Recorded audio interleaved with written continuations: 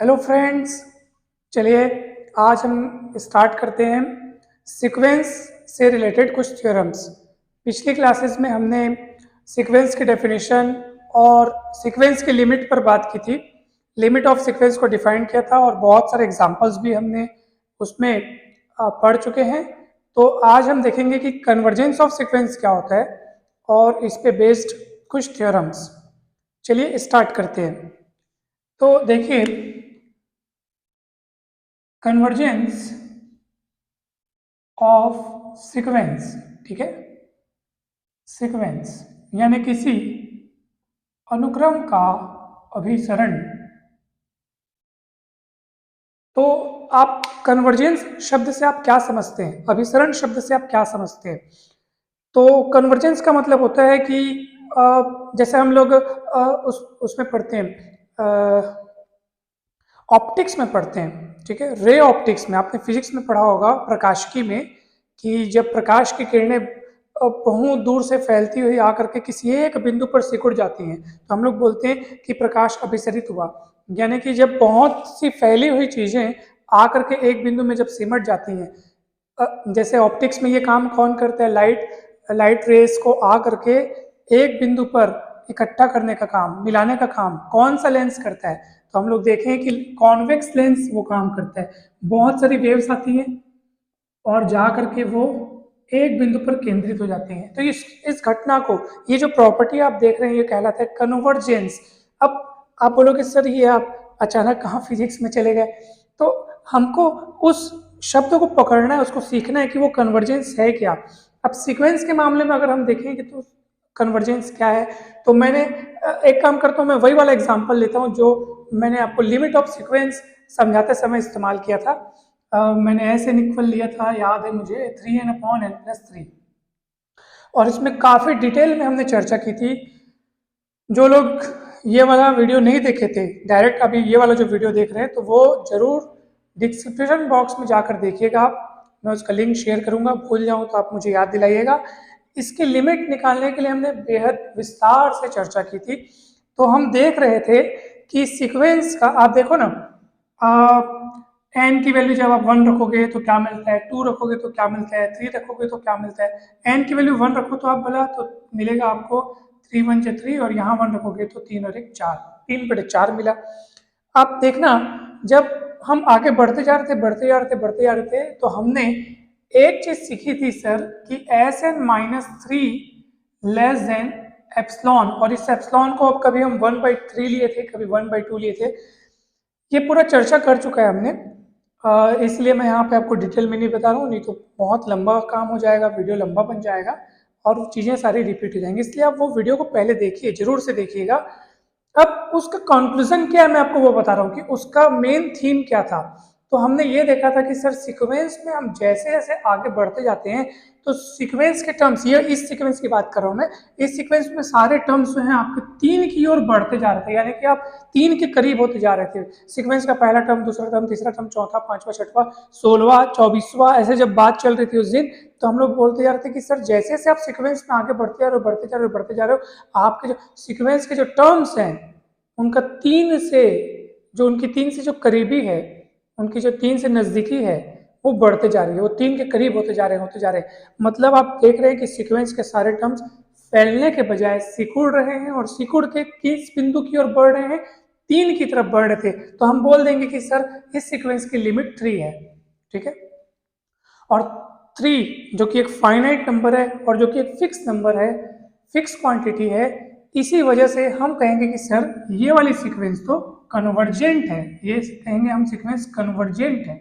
Convergent अर्थात अभिसारी। तो अब आप लोगों को कुछ समझ में आया होगा कि कोई सीक्वेंस कन्वर्जेंट कब कहलाती है। तो उसकी एक डेफिनेशन ये है कि कोई भी सीक्वेंस कन्वर्जेंट तब कहलाती है जब उस सीक्वेंस की लिमिट एक फाइनाइट नंबर हो, एक फाइनाइट क्वांटिटी हो और फिक्स भी हो। फिक्स मतलब कि एकमात्र, इकलौती क्वांटिटी, ठीक है, यूनिक जिसको हम कह सकते हैं। तो और फाइनाइट भी होना चाहिए। तो तब हम कहेंगे कि अरे वो सीक्वेंस क्या है, कन्वर्जेंट है, ठीक है। तो डेफिनेशन आपको समझ में आ गई होगी। कोई भी सीक्वेंस कन्वर्जेंट कब कहलाएगा, अगर उसका लिमिट एक फाइनाइट नंबर हो और वो फिक्स भी हो, ठीक है। तो अगर हम डेफिनेशन देखें तो इसकी डेफिनेशन लिमिट से बहुत मिलती जुलती है, क्योंकि ज़्यादा दोनों में अंतर नहीं है। बस हमने कन्वर्जेंस की डेफिनेशन में इतना ही तो कहा कि कोई भी सीक्वेंस कन्वर्जेंट कब कहलाएगी, अगर उसकी लिमिट फाइनाइट हो, तो लिमिट एग्जिस्ट होनी चाहिए। अब किसी नंबर को सीक्वेंस की लिमिट कब कहेंगे, तो अब लिमिट की डेफिनेशन देख चुके हैं, और लिमिट मिल गई तो सीक्वेंस कन्वर्जेंट हो जाएगा। तो डेफिनेशन को कनेक्ट करते हुए मैं कन्वर्जेंस की सीक्वेंस के कन्वर्जेंस की डेफिनेशन कैसे लिख रहा हूँ सब ध्यान से देखेंगे। कोई भी सीक्वेंस Sn कोई सीक्वेंस है, ये कन्वर्जेंस कब कहलाएगी। अच्छा, कन्वर्जेंस एक प्रॉपर्टी है, और कन्वर्जेंट बोल रहा हूँ मतलब मैं उस सीक्वेंस को बोल रहा हूँ कि हाँ वो कन्वर्जेंट है, क्योंकि वो उसमें कौन सी प्रॉपर्टी, कन्वर्जेंस होने की प्रॉपर्टी है। ठीक है, ये कन्वर्जेंस एक प्रॉपर्टी का नाम है, शब्दों में आप कंफ्यूज न होइए। ठीक है, अभिसरण मतलब एक गुण है, और ये उनमें पाया जाएगा जो जो सीक्वेंस जो है अभिसारी होंगे। हाँ, तो कन्वर्जेंट होना, तो कन्वर्जेंट मतलब किसी एक बिंदु की ओर, कि हाँ सर इस सीक्वेंस के सारे टर्म्स आगे, जैसे जैसे हम सीक्वेंस में आगे बढ़ते जा रहे हैं तो इस सीक्वेंस के टर्म्स किसी एक बिंदु की ओर बढ़ रहे हैं, किसी एक बिंदु ऐसा लग रहा है कि उस बिंदु तक बस पहुंच जाएंगे। जैसे जैसे हम बहुत दूर निकल जाएंगे, मैंने कि सीक्वेंस के टर्म्स की संख्या के मामले में 50वां टर्म, 500वां टर्म, है ना भाई, 5000th टर्म, जब हम बहुत आगे बढ़ जाएंगे तो हमको ऐसा लगेगा कि सर अब हम 3 के बहुत करीब पहुंच चुके हैं। इसीलिए हम कहेंगे कि sir convergent at a fix point, यानी कि किसी पॉइंट की ओर बढ़ेगा, वो पॉइंट मान लो L है, तो कोई सीक्वेंस किसी पॉइंट पर कन्वर्ज कर रहा है या कि उस पॉइंट की ओर बढ़ रहा है, ऐसा कब कहेंगे। If for any given epsilon greater than 0 there exist m belongs to n such that mod of Sn minus L less than epsilon for all n greater than equal to m। तो आप कहेंगे sir ये तो आपने हूबहू limit की definition लिख दी। Correct, क्योंकि लिमिट एग्जिस्ट करेगा, लिमिट फाइनाइट होगा, लिमिट फिक्स होगा, तो वो सीक्वेंस जो है वो कन्वर्जेंट ही कहलाएगा, कन्वर्जेंट कहलाएगा। ठीक है, तो सीक्वेंस कन्वर्जेंट कब कहलाएगा, अगर उसके पास लिमिट हो, वो लिमिट फाइनाइट हो, फिक्स हो, और लिमिट हो उसके लिए क्या सबूत देना पड़ेगा, उसके लिए ये वाला सबूत देना पड़ेगा कि हर दिए हुए कोई सी भी एप्सिलॉन अगर आपको दे दिए जाए तो उसके लिए जरूर आप एक ऐसा m खोज पाएं जो नेचुरल नंबर हो और जो इस स्टेटमेंट को सेटिस्फाई करता हो। कौन सा स्टेटमेंट है, mod of Sn minus L less than epsilon for all those n which are greater than और इक्वल टू m। ठीक है, उन सभी n के लिए जो m से बड़े या बराबर हैं, mod of Sn minus L less than epsilon होना चाहिए। इसमें बहुत सारे हमने एग्जांपल्स दिए हुए थे, और भी एग्जांपल्स दे सकते हैं, देख सकते हैं अपन। चलिए देखते हैं एक आध दो, मैं इसको अब मिटाता हूं। अच्छा, एक प्रश्न उठता है सर कि अगर मान लीजिए किसी सीक्वेंस के लिए ये ऐसा कोई नंबर, यानी कि अगर किसी सीक्वेंस की लिमिट मान लीजिए फाइनाइट नहीं है, फिक्स नहीं है, तब उस सीक्वेंस को हम किस नाम से जानेंगे, उस सीक्वेंस के क्या गुणधर्म होंगे, क्या प्रॉपर्टीज होगी उसमें। तो सर देखिए ध्यान से, अगर किसी सीक्वेंस का मान लो लिमिट फाइनाइट फिक्स नहीं है, फाइनाइट और फिक्स भी नहीं है, तो तब की कंडीशन में उस सीक्वेंस को हम दो कैटेगरी में बांट सकते हैं। तो पहली कैटेगरी है, सीक्वेंस को हम कहेंगे प्रॉपरली डाइवर्जेंट। कन्वर्जेंट का होता है, डाइवर्जेंट होता है। ठीक है, प्रॉपरली डाइवर्जेंट सीक्वेंस। अब प्रॉपरली डाइवर्जेंट कब बोलेंगे, अगर उस सीक्वेंस का लिमिट जो है ये आपका या तो प्लस इन्फिनिटिव आए या फिर माइनस इन्फिनिटिव अगर आ जाए, तो तब हम सीक्वेंस को कहेंगे कि सर ये सीक्वेंस प्रॉपर रूप से फैल रही है और अनंत की ओर बढ़ रही है या माइनस अनंत की ओर बढ़ रही है। जैसे एक एग्जांपल देख लो आप, मान लीजिए मैंने लिखा है n², आप सीक्वेंस के कुछ टर्म्स लिख के देखो, आपको ऑटोमेटिक पता चल जाएगा। आप देखो ना, n इक्वल टू 1 2 3 4, जब 1 रखोगे तो 1², 2 रखोगे तो 2², यानी 2² यानी 4, 3 रखोगे n की वैल्यू तो 3² मतलब कौन होता है 9। तो आप अगर सीक्वेंस को चला के देखोगे, 4 9 9 के बाद आएगा 16, तो आप गौर से देखो सीक्वेंस के टर्म्स तो सर बढ़ रहे हैं, लगातार बढ़ रहे हैं।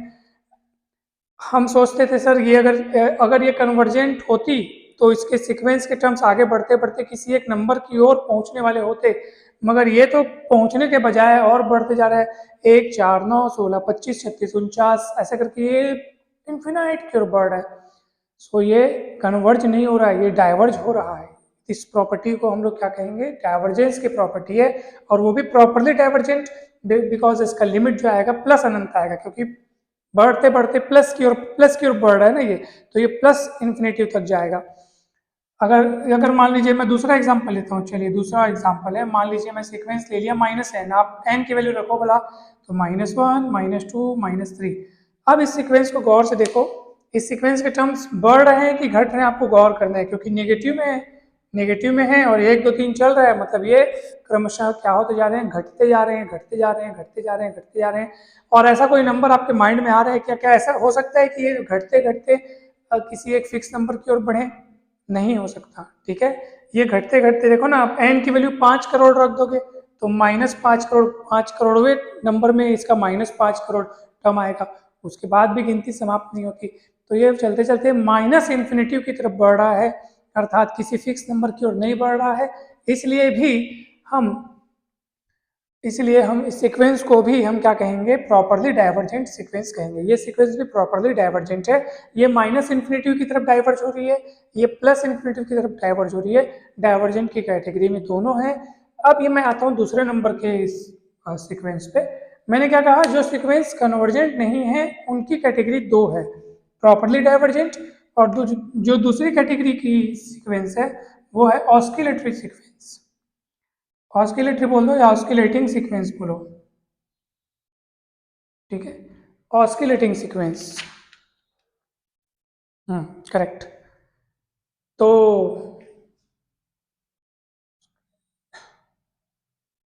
ऑस्किलेटिंग स्पेलिंग में याद, हाँ, ऑस्किलेटिंग सीक्वेंस, ठीक है। तो नाम में ही स्पष्ट है, तो ऑस्किलेटिंग यानी दोलन करना, यानी बढ़ना घटना घटना बढ़ना बढ़ना घटना चलते रहेगा। एग्जाम्पल आप देख सकते हैं, बहुत सरल एग्जाम्पल है, -1 की घात में आप n ले लो ना, ये देखो -1 की घात में आप n ले लीजिए, n की वैल्यू 1 2 3 4 रख के आप सीक्वेंस को चलाइए, n की वैल्यू 1 रखोगे तो -1 +1 -1 +1 चलते जाएगा चलते जाएगा। सीक्वेंस को देखने से आसानी से पता चल रहा है सर कि ये ना तो मतलब किसी एक नंबर की ओर नहीं बढ़ रही है, क्योंकि ये बढ़ भी रही है घट भी रही है, बढ़ भी रही है घट भी रही है, फ्लक्चुएट हो रही है, प्लस माइनस यानी बढ़ रहा है घट रहा है। तो ये सीक्वेंस किसी फिक्स नंबर की ओर नहीं बढ़ रही है, ना तो ये प्लस इन्फिनिटी की ओर जा रही है, ना तो माइनस इन्फिनिटी की ओर जा रही है। और हम क्या बोल रहे थे कि इसका जो लिमिट है वो फिक्स क्वांटिटी नहीं मिलेगी, तो ये ऑस्किलेटिंग सीक्वेंस की कैटेगरी में आएगा। अगर ये प्लस अनंत की ओर जाती या फिर माइनस अनंत की ओर जाती, दोनों में से किसी एक की ओर, ना कि दोनों की ओर ना, ये भी बात और रखनी है, दोनों में से अगर किसी एक की ओर जाती तो ये प्रॉपरली डाइवर्जेंट सीक्वेंस कहलाती। अगर दोनों की ओर बढ़ रही है तो दोनों की ओर कैसे बढ़ेगी सर, इसका भी एग्जाम्पल दे दीजिए। तो देखो भाई, दूसरा एग्जाम्पल आपके पास ये है, -1n × n, मान लीजिए ऐसा कुछ है। अब आप रख के देखिए यहाँ पे n की वैल्यू 1 2 3 4, तो n की वैल्यू 1 रखोगे तो -1 की पावर में 1 यानी -1 × 1 यानी -1, फिर आप रखोगे 2, फिर -3 फिर ये 4 आएगा, फिर -5 आएगा। तो आप देखते जा रहे हैं कि ये ना बढ़ घट तो रही है, लेकिन इसमें और उसमें फर्क है, ये ऑस्किलेटिंग फाइनाइटली, ये ऑस्किलेटिंग इनफाइनाइटली। इसका ऑस्किलेशन 1 -1 1 -1 1 -1 के बीच फिक्स है, न तो 1 के उस पार कुछ सोच रहा है ये, न तो -1 के इस पार। और उधर देखो ना, नेगेटिव भी नेगेटिव की तरफ बढ़ रहा है, पॉजिटिव भी पॉजिटिव की तरफ बढ़ रहा है। देखो -1 -3 -5 उधर नेगेटिव में चलते जा रहा है उस तरफ, और पॉजिटिव वाला उधर बढ़ रहा है, 2 4 6 8 10 12 इधर बढ़ रहा है। तो ये सीक्वेंस देखा जाए तो दोनों दिशाओं में बढ़ रही है, तो फिर वो भी किस काम का, क्योंकि लिमिट की डेफिनेशन है सर, कोई एक फिक्स क्वांटिटी होनी चाहिए, तभी वो सीक्वेंस जो है, और फिक्स क्वांटिटी वो भी फाइनाइट होनी चाहिए, तब सीक्वेंस कहलाएगा कन्वर्जेंट। तो ये भी ऑस्किलेटिंग की कैटेगरी में आएगा, बस ये फर्क इन दोनों में ये है, फाइनाइटली ऑस्किलेटिंग है, वो इनफाइनाइटली। ये फाइनाइट नंबर के बीच ऑस्किलेट हो रहा है, वो तो इतना इधर कोई छोर ना उधर कोई छोर, ना और है ना छोर है, और इसी कारण ये सीक्वेंस बहुत इजी है, ठीक है। तो मतलब ये सीक्वेंस जो है ऑस्किलेटिंग है। तो ये कुछ डेफिनेशंस थी, आइए कुछ एग्जांपल्स देखते हैं, और इसमें मुझे आपको थ्योरम्स भी बताने हैं। एग्जांपल्स तो मैंने वही वाले एग्जांपल्स हैं जो मैंने लास्ट क्लास में बताया था, यानी कि अगर सीक्वेंस का आपको लिमिट मिलता है सर, लिमिट मिलता है सर और फाइनाइट और फिक्स रहता है सर, तो वो सीक्वेंस कन्वर्जेंट कहलाएगा, अदरवाइज डाइवर्जेंट कहलाएगा। ठीक है, सो अब सीधे हम थ्योरम पे चलते हैं। एग्जाम्पल वही आप तैयार करेंगे, तो लास्ट वीडियो मैंने पूरा एग्जाम्पल्स को लेके एक वीडियो बनाया है, आप जरूर उसको देखेंगे, आपको बहुत अच्छा लगेगा। तो अब हम चलते हैं थ्योरम पे, काफ़ी इंपॉर्टेंट थ्योरम है। पहला थ्योरम देखते हैं इसमें अपन, every convergent sequence is bounded, ठीक है, but converse need not to be true. यानी कि जो सीक्वेंस कन्वर्जेंट है वो निश्चित तौर पे बाउंडेड भी होती है, परिबद्ध होती है, और इस प्रमेय का, इस कथन का जो विलोम है, कन्वर्स है, वो हमेशा सच नहीं होता है, यानी कि वो ट्रू नहीं है। तो जो ट्रू नहीं है, जो बात, यानी उसका कुछ न कुछ एक अपवाद मिलेगा, कुछ न कुछ एक ऐसा हम प्रूफ देंगे उसका, जिससे कि उसका जो कन्वर्स है वो खंडित हो जाए, यानी कि सिद्ध न हो। हमको क्योंकि बताना है कि सर इसका कन्वर्स ट्रू नहीं है, तो ये कोई एक सबूत हमको पेश करना पड़ेगा। सो पहले हम सीधा प्रूफ करेंगे, यानी कि पहले हम ये प्रूफ करेंगे कि अगर कोई सीक्वेंस कन्वर्जेंट है तो वो निश्चित तौर पे क्या होगी, बाउंडेड भी होगी। अब बाउंडेड सीक्वेंस किसको बोलते हैं, ये सबसे पहले वाले वीडियो में मैंने बताया था। ठीक है, तो आप में से किसी को पता है बाउंडेड सीक्वेंस किसको बोलते हैं, बताइए। देखो बता नहीं रहे हो आप लोग। बाउंडेड सीक्वेंस किसको बोलते हैं सर, मान लीजिए कोई सीक्वेंस है Sn, ठीक है, अगर आपके पास कोई ऐसा नंबर मिल जाए, मान लो कैपिटल M नाम का कोई रियल नंबर है, ऐसा मिल मिल पाए कि आप ये आसानी से देख परख करके ये कह सके कि सर सीक्वेंस के सारे टर्म्स इस M से छोटे या इक्वल है, M से बड़ा कोई टर्म नहीं है, उस समय ये M इस सीक्वेंस का कहलाएगा अपर बाउंड, हिंदी में बोलते हैं ऊपरी परिबंध।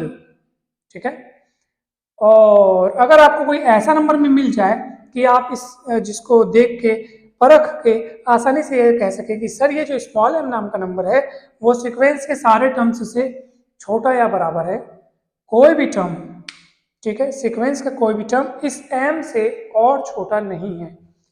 In all terms of the sequence lies between small m and capital M.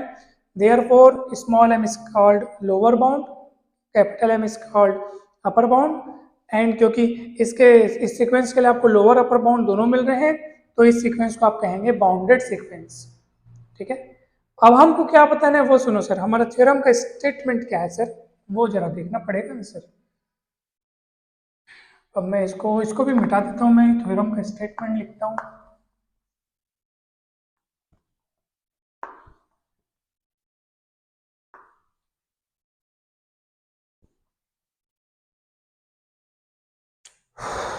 दोपहर में वीडियो बनाते थे, बहुत नींद आती है, लेकिन आप, मैं कोशिश अच्छे से कर रहा हूँ समझाने की, आप ध्यान दीजिएगा। तो मैं कहाँ था, हाँ, थ्योरम का स्टेटमेंट, थ्योरम नंबर पहला, THEOREM, थ्योरम नंबर फर्स्ट है ना, every convergent sequence is bounded but converse need not to be true always। ठीक है, यानी कि हर कन्वर्जेंट सीक्वेंस जो अनुक्रम अभिसारी होगा वो गारंटी के साथ परिबद्ध भी होगा, जो अनुक्रम अभिसारी होगा वो परिबद्ध होगा, लेकिन इसका विलोम सदैव सत्य नहीं होगा।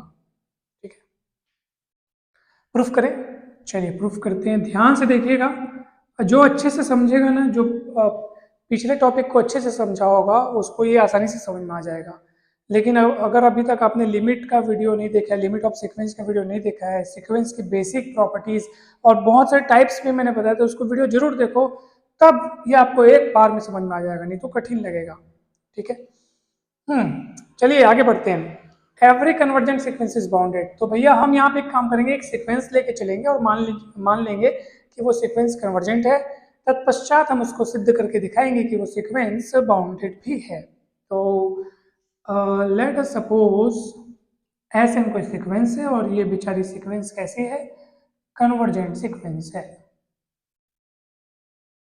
Late S N B is आएगा, is B convergent sequence. Okay, अब भैया ये कन्वर्जेंट है, इसका मतलब क्या है?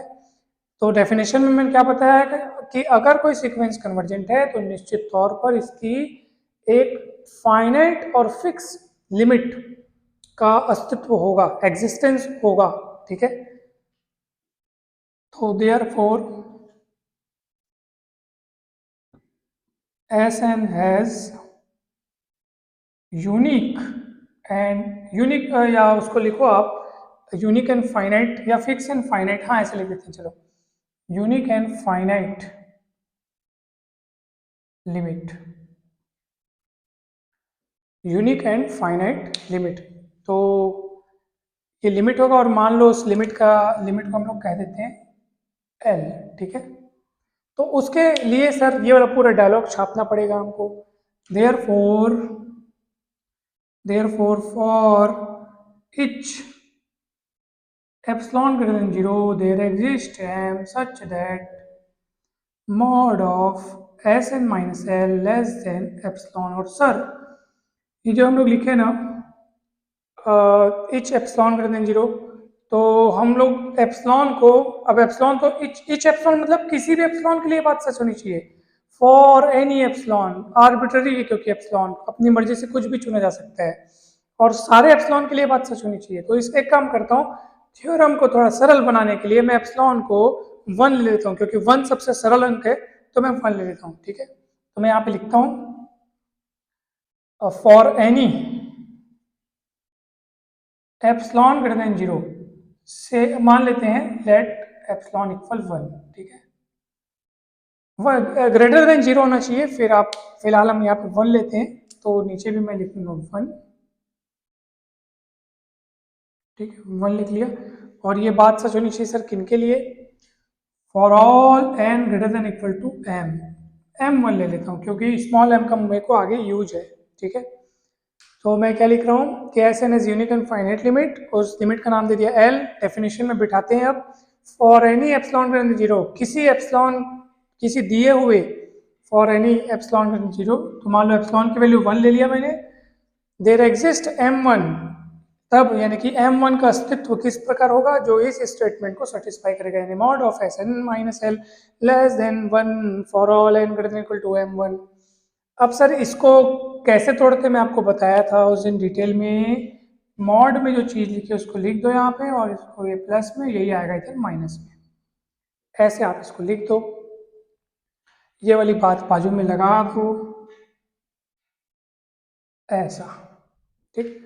कठिन नहीं है, कठिन लगता है तो आप बिंदास कमेंट करके जरूर पूछना कि सर ये समझ नहीं आया, ये यहाँ पे कैसे हुआ, ये कैसे हुआ, लेकिन आपको समझ में आ गया होगा अगर अपने पिछले वीडियो देखे होंगे तो। चलिए उसके बाद क्या करना है वो सुनो। अब मुझे सब तरफ मैं L जोड़ देता हूँ ताकि यहाँ पे सिर्फ Sn बचे। तो क्या होगा सर बताइए? सिर्फ Sn बचाने के लिए L जोड़ दूंगा तो उधर हो जाएगा L प्लस 1 L माइनस 1, और for all n greater than equal to m1। इस लाइन को जरा एकदम घूर के और एकदम गौर से पढ़ने की कोशिश कीजिए कि वो कहना क्या चाह रहे हैं। For all n greater than equal to m1, थोड़ी देर के लिए मैं मान के चलता हूँ कि m1 की वैल्यू मान लीजिए थोड़ी देर के लिए 6 है, ठीक है। समझाने के लिए हम अपने मन से कुछ मान रहे हैं 6 है। इसका अर्थ क्या है सर कि 6 के बाद वाले n के लिए, और 6 के इक्वल भी है ना, 6 और 6 के बाद वाले n, यानी कि 6, 7, 8, 9, ये सब, उन सब के लिए ये वाली बात सच है। यानी कि साफ साफ सच क्या क्या है सर, उसको बता दो जरा। तो सच ये है सर कि सीक्वेंस का 6 टर्म, क्योंकि n greater than equal to m1 लिखे अपन, ठीक है, तो 6th टर्म और 7th टर्म, सीक्वेंस के सारे टर्म जो छठवें से चालू हुए हैं, वे सारे टर्म के लिए कौन सी गारंटी मिल चुकी है आपको कि सर ये सारे टर्म में से हर एक टर्म L प्लस 1 से छोटा है और L माइनस 1 से बड़ा है। सर इतनी गारंटी हमको मिल चुकी है, सोचो जरा। शुरू के 5 का अभी मेरे को जानकारी नहीं है, अभी तो उसकी बात चलेगी आगे, ठीक है, लेकिन इतना सच हो चुका है सर कि सीक्वेंस के छठवें टर्म से स्टार्ट होकर, यानी कि छठवां टर्म, 7वां, 8वां, 9वां और पूरे आखिर तक के टर्म में से कोई भी एक ऐसा टर्म नहीं है जो L माइनस 1 से छोटा हो जाए और L प्लस 1 से बड़ा हो जाए। यानी कि सारे के सारे टर्म में से हर एक टर्म का भी अगर आप उसको परखोगे तो वो हमेशा आपको l-1 से बड़ा नजर आएगा और l+1 से छोटा नजर आएगा। ये m1 की वैल्यू मैंने आपको समझाने के लिए 6 ली हुई है, आप कुछ भी ले सकते हैं, इस तथ्य को समझने के लिए एग्जाम्पल कुछ भी ले सकते हैं। उनसे बड़े सभी n के लिए ये बात सच है। ओके, चलें आगे। अब सुनो, अब तुम लोग बोलोगे सर कि जो S1, S2, S3, S4, S5 6 से आने वाले आगे के लिए तो ये सब आपको समझ में आ गया कि हाँ ये l+1 से छोटा है, l-1 से बड़ा। लेकिन जो छूट गया उनका क्या सर, क्या उनको चुनाव में शामिल नहीं करोगे? उनको भी तो देखना है ना कि वो किससे छोटे बड़े हैं। तो कौन कौन छूट गया है? S1, S2, S3, S4, S5 छूट गया है। अब मैं क्या करूंगा, अब मैं एक चुनाव लड़ूंगा। इस चुनाव में क्या है, इस चुनाव में कौन कौन शामिल होगा, ध्यान से समझिएगा। यहाँ कौन कौन से टर्म छूट गए? S1, S2, S3, S4, S5 छूट गए। इनके साथ चुनाव में मैं शामिल करूंगा l-1 को, और फिर उन पूरे में से सबसे छोटा वाला निकालूंगा, उसको मैं स्मॉल m नाम दूंगा। ठीक है, बोलोगे सर ये कैसा हुआ, समझ में नहीं आया। मैं आपको एक एग्जांपल देता हूँ, आपको बहुत अच्छे से समझ में आएगा। उस एग्जांपल्स को ध्यान से सुनिएगा। मान लीजिए कोई क्लास है, उस क्लास में 50 बच्चे हैं। ठीक है, 50 बच्चे हैं, उसकी स्ट्रेंथ क्लास मतलब total number of students is 50। मान लीजिए कि 15 बच्चे क्लास के बाहर किसी प्रोग्राम में गए हुए हैं, फिलहाल वो क्लास में नहीं है, यानी कि क्लास में बच गए 35 बच्चे। 35 बच्चे क्लास में बैठे हुए हैं। अब मुझे अचानक मन सूझा कि सर मैं एक क्लास के बीच में से मेरे को सबसे कम मार्क्स किसका है मेरे को जानना है। ठीक है, मेरे को स्लो लर्नर की मान लो एक्स्ट्रा क्लासेस लेनी है, कमजोर बच्चों की मान लो एक्स्ट्रा क्लास लेने का मन कर रहा है, और मैं ये जानना चाहता हूँ कि इस क्लास में सबसे कमजोर बच्चा कौन है। तो सबके मार्क्स देखे गए और पता चला कि हाँ ये बच्चा सबसे कमजोर है। ठीक है, ओके।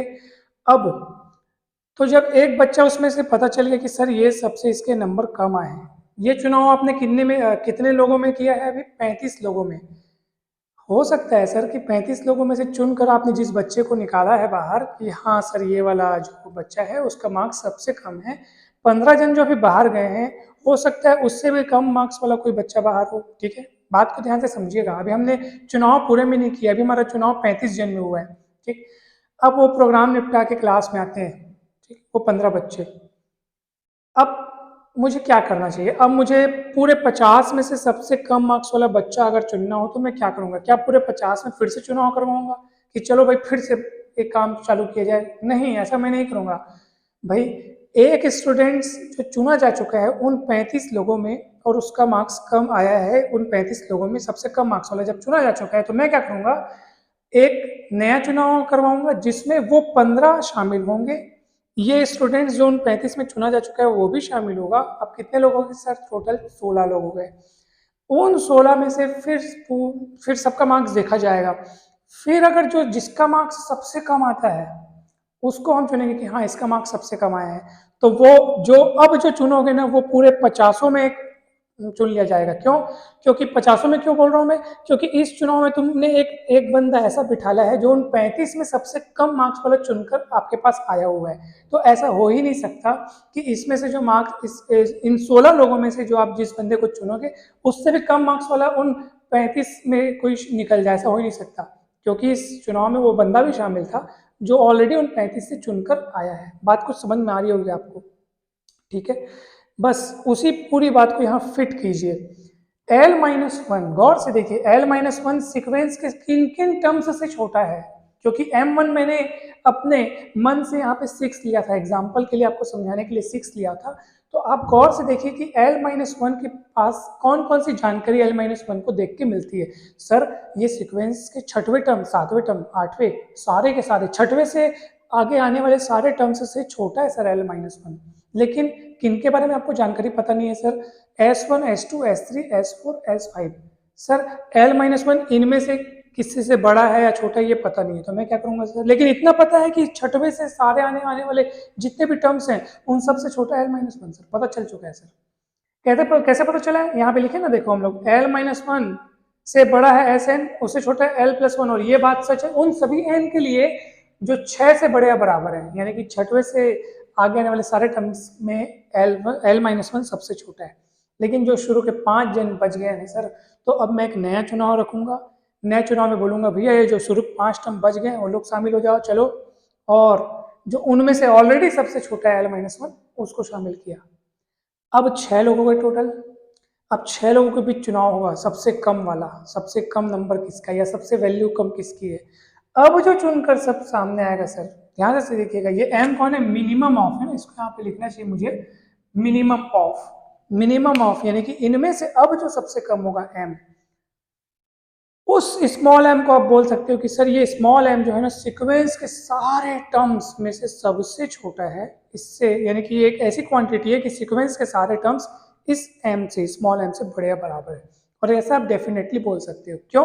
क्योंकि इस चुनाव में सीक्वेंस के 5 टर्म भी शामिल थे जिनका वहां जिक्र नहीं था, और एक बंदा ऐसा बैठा है यहाँ पे l-1 नाम का, जिसके बारे में पहले ये जानकारी मिल चुकी है कि वो 6वें से आगे आने वाले सारे सीक्वेंस के जो सीक्वेंस के सारे टर्म्स हैं उनसे ऑलरेडी वो छोटा है ही। ठीक है, आया समझ में? नहीं आया तो एक वीडियो को एक बार फिर से आप पीछे करके फिर देखना, आपको गारंटी के साथ समझ में आएगा। अब वो जो m1 इक्वल जो 6 लिया था मैंने, तो वो एग्जाम्पल लिया था। ठीक है, अब मैं जब m1 इक्वल 6 ले रहा हूँ तो मैं यहाँ पे क्या क्या लिख रहा हूँ, s1 2 3 4 5 यानी 6 है तो 5 तक लिख रहा हूँ। अगर इसको मैं m1 रहने दूँ, ठीक है, तब मैं यहाँ क्या लिखूंगा बताओ भला, तब मैं यहाँ क्या लिखूंगा, तो s1 2 3 4 5 6 7 8 ये चलते जाएगा चलते जाएगा चलते जाएगा, कहाँ तक जाएगा बताओ। तो जब ये इसकी वैल्यू मैंने 6 ली थी तो ये s5 तक गया था। अब यहाँ अगर मैं m1 रखूंगा तो ये उससे कम तक जाएगा, m1-1 तक जाएगा। गौर से देखो, 6 था तो इधर 5 था, वो 5 को हम लोग लिख सकते हैं ना 6-1, तो अगर वो m1 को m1 रहने दो तो यहाँ एक कम तक जाएगा, उससे एक कम तक के लिए हमको जानकारी नहीं थी, 6 के बाद की जानकारी थी, 5 तक की नहीं थी, तो 5 तक गया था। अगर m1 तक तो ये m1-1 है ना, 6 5 10, इधर 9 आएगा, उधर 50, तो इधर क्या आएगा, कहाँ तक जाएगा, 49 तक जाएगा, इसलिए m1 तो m1-1। ये गौर से देखना ना, ये m1 ये सब स्क्रिप्ट में नीचे लिखा हुआ है, ये -1 ऐसे अलग से बाजू में माइनस हुआ है, और इसके साथ चुनाव में कौन शामिल हुआ, l-1 तथा। अब बताइए कैपिटल M कैसे डिफाइन करेंगे, ठीक वही बात आप उधर वाले के लिए कीजिए। l+1 कौन है, l+1 बड़ा है, किन से बड़ा है, सीक्वेंस के उन सभी टर्म्स से बड़ा है जो 6वें टर्म 7वें टर्म 8वें टर्म 9वें टर्म आगे आने वाले जितने टर्म्स हैं ना, सबसे उन सबसे बड़ा कौन है, l+1। लेकिन किन लोगों के किन टर्म्स के बारे में जानकारी देना छूट गया है बताइए भला, तो वो छूट गया कौन कौन से टर्म, s1 2 3 4 5। तो आप नया चुनाव शामिल कीजिए, मैक्सिमम लिखिए s1 2 3 4। अच्छा, जब इसकी वैल्यू में 6 लिया था तो मैं पांच लोगों को चुनाव में शामिल करता था, अभी मैं m1 रख रहा हूँ तो मेरे को उससे एक कम यानी कि कम होते होते s1 m-1 और इसके साथ चुनाव में कौन शामिल हो गया, l+1। ठीक है, चुनाव में इसके साथ शामिल कर दिए किसको, l+1 को शामिल कर दिए। एक बार मैं अच्छे से लिख देता हूँ नीचे में, maximum of s1 s2 m1-1 और l+1। अब ये जो सर ये जो कैपिटल M और स्मॉल m है, इनके बारे में जानकारी मिल चुकी है कि सर ये स्मॉल m ना सीक्वेंस के सारे टर्म्स में से सबसे छोटा है। में से बोलने का मतलब ये है कि जरूरी नहीं कि वो जो स्मॉल m है वो सीक्वेंस के टर्म्स में से कोई एक होगा, ऐसा नहीं है। मेरे बोलने का मतलब ये है कि वो सीक्वेंस के साथ मतलब सीक्वेंस का कोई भी टर्म इस स्मॉल m से छोटा नहीं है। ठीक है, इस बात को जरा गौर से सुनिएगा, क्योंकि मैंने आपको लास्ट वीडियो में ये भी बताया था कि अपर बाउंड और लोअर बाउंड किसी भी सीक्वेंस का जरूरी नहीं कि उस सीक्वेंस में शामिल हो, नहीं भी हो सकता है, हो भी सकता है। इसलिए ये जो स्मॉल m कैपिटल M है ना, हम लोग बोल रहे हैं सीक्वेंस में सबसे छोटा, तो सीक्वेंस में सबसे छोटा मतलब ये नहीं कि वो सीक्वेंस का ही कोई एक टुकड़ा होगा जो उसमें से सबसे छोटा, ऐसा भी कोई नंबर हो सकता है जो सीक्वेंस के सारे टर्म्स से सबसे छोटा होगा, लेकिन सीक्वेंस के टर्म्स में से कोई एक नहीं होगा, वो हो सकता है कोई और अलग ही हो। इस बात की हम डिटेल चर्चा कर चुके हैं, इसलिए कह रहा हूँ सारे वीडियो अच्छे से देखा करो, आपको एकदम गहरी गहरी बातें जानने सीखने को मिलेंगी। तो अब मैं बहुत आसानी से ये लिख सकता हूँ कि देयरफॉर सीक्वेंस के सारे टर्म्स कैपिटल M से छोटे हैं और स्मॉल m से बड़े हैं, और मैं यहाँ लिख सकता हूँ for all greater than equal to m1, for all n greater than equal to. अच्छा, एक सॉरी, फॉर ऑल एन अगर M1 नहीं लिखना पड़ेगा, वो तो वहां लिखे थे, ये बात तो अब सच हो चुकी है सभी के लिए, है ना। M1 लिखने का मतलब क्या है कि सर फिर कुछ लोग शुरुआत के छूट जाएंगे, जिन वो छूटे लोगों को तो आपने नया चुनाव करवा दिया ना। तो अब ये बात जो सच हो गई सर सभी एन के लिए, for all n, for all n, तो इसको लिखूंगा for all n belongs to N, ऐसे लिख देता हूं मैं, for all n belongs to N. Clear है?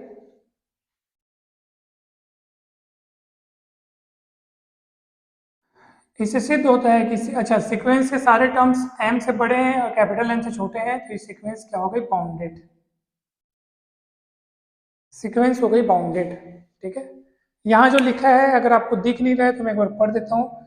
S n lies between small m and capital M, यानी कि स्मॉल एम इधर है, कैपिटल एम इधर है, और ये बात सच होगी for all n belongs to capital N, यानी सारे नेचुरल नंबर्स के लिए ये बात सच होगी। सीक्वेंस बाउंडेड प्रूफ हो गई है सर। ठीक है, क्यों बाउंडेड प्रूफ हो गई है? क्योंकि इसके लिए लोअर बाउंड अपर बाउंड दोनों मिल गया है।